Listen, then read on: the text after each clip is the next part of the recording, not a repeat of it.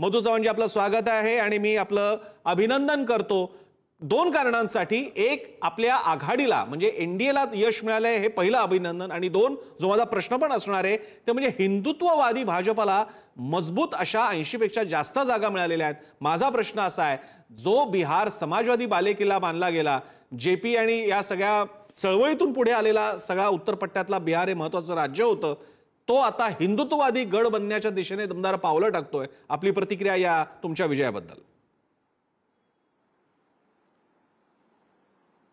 पहिल्यांदा मला असं वाटतं नम्रपणे प्रसन्नाजी की हिंदुत्ववादी तर आहोतच आम्ही, पण निवडणुकीमध्ये हिंदुत्ववाद यापेक्षा त्या ठिकाणी राष्ट्रवाद हा अतिशय महत्वाचा आहे.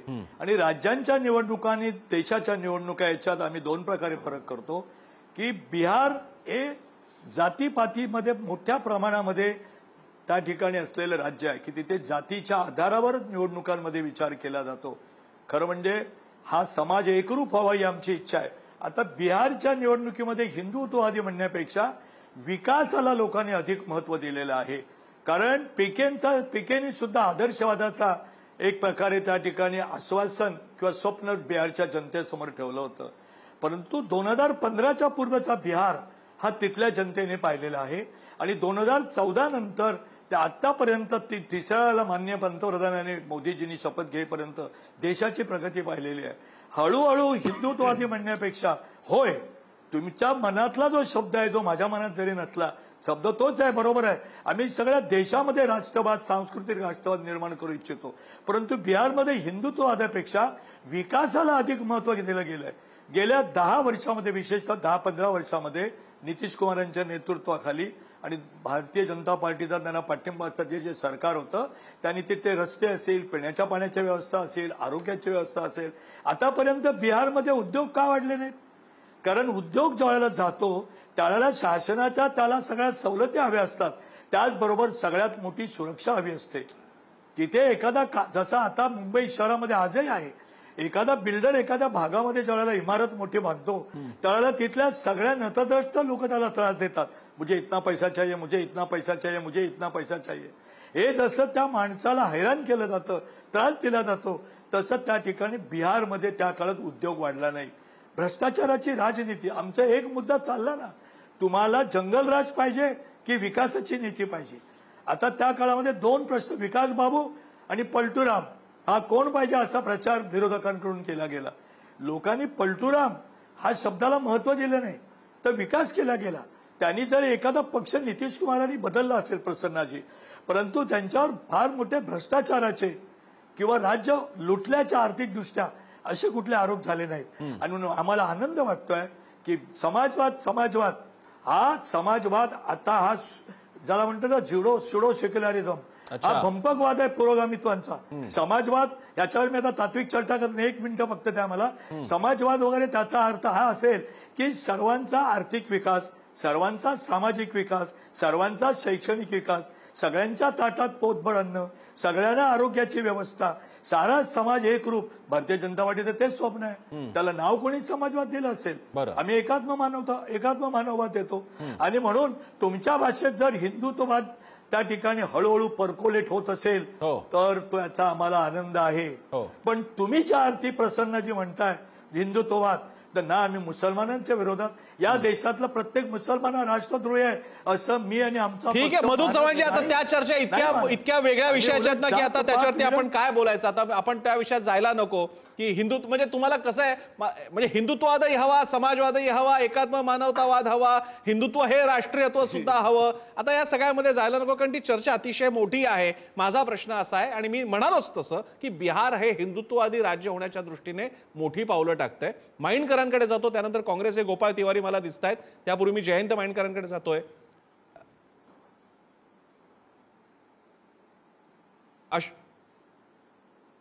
मी जयंत माइंडकर बट रहे थे, चुनाव चलते हुए इन्हें कभी रोकना जीता, उसको रोका ही नहीं उन्होंने, रास्ता में रोक दिया. मोबाइल फोन बट रहे थे रोक दिया, पेंशन रोक दी, वहाँ कुछ नहीं कर रहे थे. इसका मतलब जो राहुल गांधी और लोग सब वोट चोरी की बात कर रहे हैं, वोट चोरी क्या होता है? ये तो होता है, अगर आप निष्पक्ष चुनाव नहीं करवाते हो, रिगिंग होती है, बूथ कैप्चरिंग होती है, मान लीजिए, या बेईमानी होती है, पैसा बट रहा है और चुनाव आयोग ने कोई तरह की कार्रवाई नहीं करी। मिली भगत थी उनकी, उनसे जो रूलिंग पार्टी थी। और नंबर 3, जो पैसे का धन का तो दुरुपयोग हो रहा आजकल, कोई सोच नहीं सकता। आप हम सोच नहीं सकते कैसे पैसे बढ़ते हैं दिफा बन करके। महाराष्ट्र में आप किसी को पता कर लीजिए कितने करोड़ रुपए दिए गए उम्मीदवारों को, 15 करोड़, 20 करोड़, 25 करोड़। कांग्रेस के पास तो पैसा है नहीं, ना आरजेडी के पास पैसा है। तो जो डेमोक्रेसी के खतरे सामने हैं, चुनाव जीतना एक बात है, चुनाव जीत जाएंगे ये लोग एनडीए।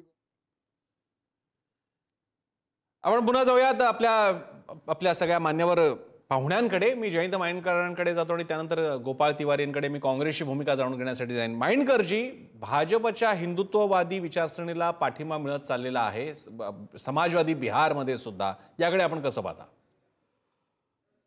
एक तर ते आजही सपोर्टिव्ह रोलमध्ये आहेत, पण ते सपोर्टिव्ह डिसिजिव्ह रोलमध्ये आहेत। आणि मला पुन्हा मी महाराष्ट्राकडे एक मिनिटाकरता येतो। 2012 साली बाळासाहेब ठाकरेंच्या मृत्यूनंतर 2014 साली लोकसभा होऊ दिल्या त्यांनी, विधानसभेत काय केलं याला फार महत्त्व आहे।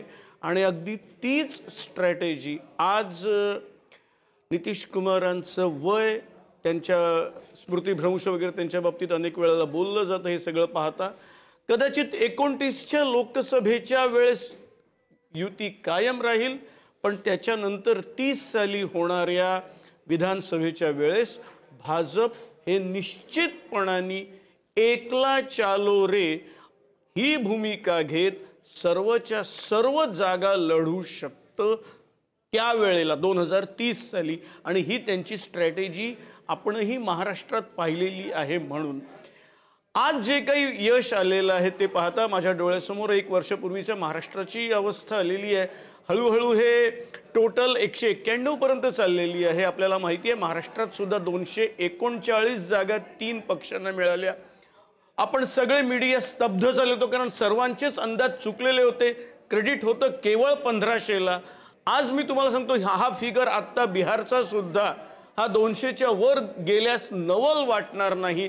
आणि क्रेडिट असेल फक्त 10,000 रुपयांना, या रेवडीलाच, बाकी कशालाही क्रेडिट नाही। भाजपचे कुठलेही प्रवक्ते आम्ही केलेलं काम, विकास वगैरे बोलू शकतात।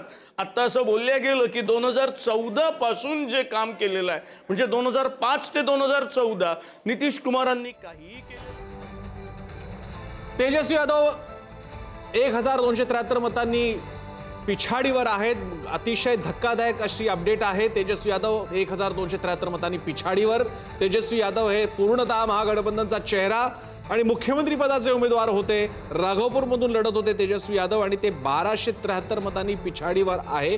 अर्थात ही पिछाडी आहे, मात्र तरी सुद्धा ही धोकादायक ठरू शकते। आमदारकीची निवडणूक ही अक्षरशः 500 आणि 1000च्या मतांवरती सुद्धा फिरू शकते, त्याहीपेक्षा कमी मतांवर फिरू शकते। त्या दृष्टीने तेजस्वी यादव यांच्यासाठी चिंतेची बाब आहे। आणि नुसता तितकाच प्रश्न नाही, मुख्यमंत्री पदाचा दावेदार, राष्ट्रीय जनता दलाचा चेहरा असलेले तेजस्वी यादव यांना इतक्या प्रमाणात लढावं लागावं, इतकी काट्याची टक्कर तिथे पाहायला मिळावी, हा मोठा धक्का त्यांच्यासाठी असेल।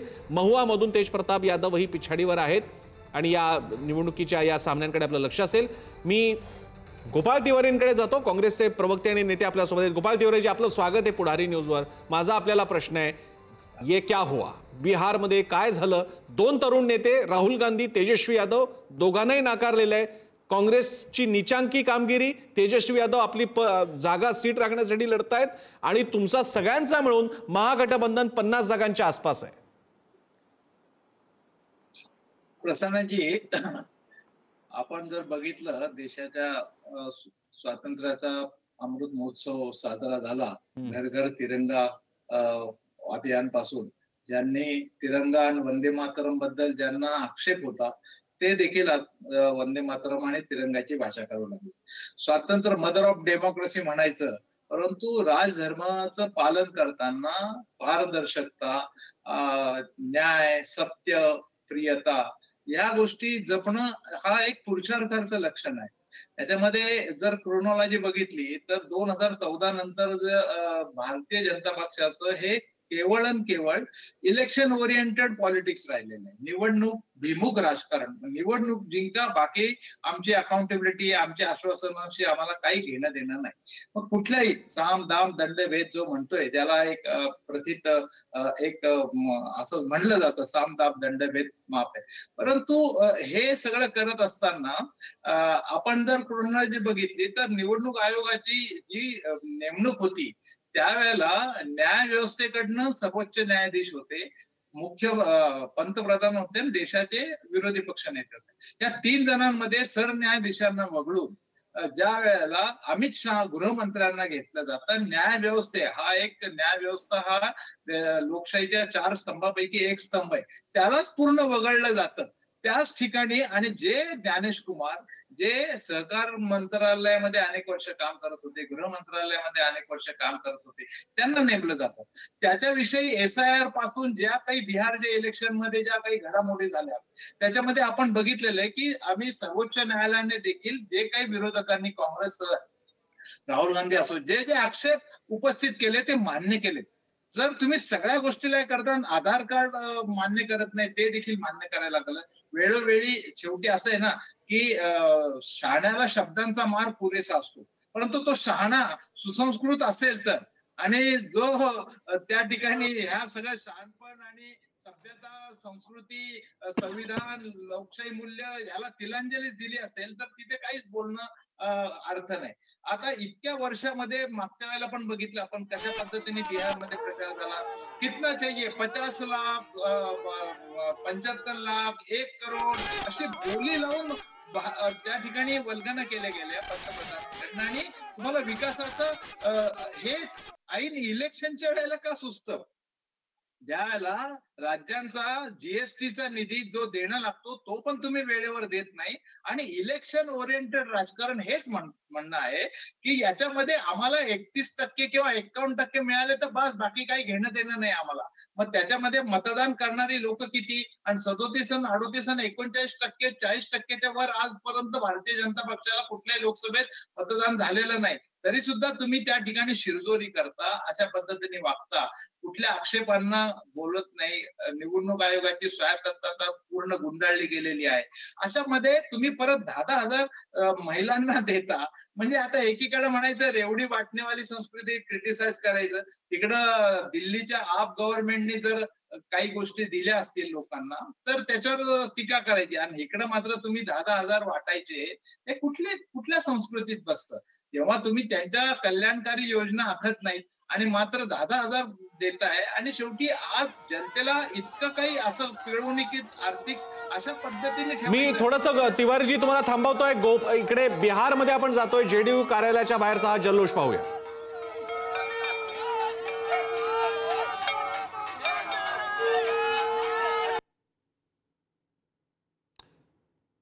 बिहारमध्ये पुन्हा एकदा नितीश कुमार. बिहार म्हणजे नितीश, बिहार का मतलब नितीश कुमार असे फ्लेक्स लागलेले आहेत बिहारमध्ये, जे काहीचं खरं सुद्धा आहे. कोणतीही पार्टी, कोणतीही आघाडी असो, नितीश कुमार यांना तुम्हाला लक्षात घ्यावंच लागतं. भाजपला इतक्या बिहारमध्ये प्रयत्न करून सुद्धा नितीश कुमारांचाच चेहरा घेऊन पुढे जावं लागलेलं आहे, आणि काँग्रेस, तेजस्वी यादव यांना पर्याय देता आलेला नाही नितीश कुमारांना, ही स्पष्ट झालेलं आहे. एक छोटासा ब्रेक, ब्रेकनंतर पुन्हा एकदा चर्चा पाहत राहा पुढारी न्यूज.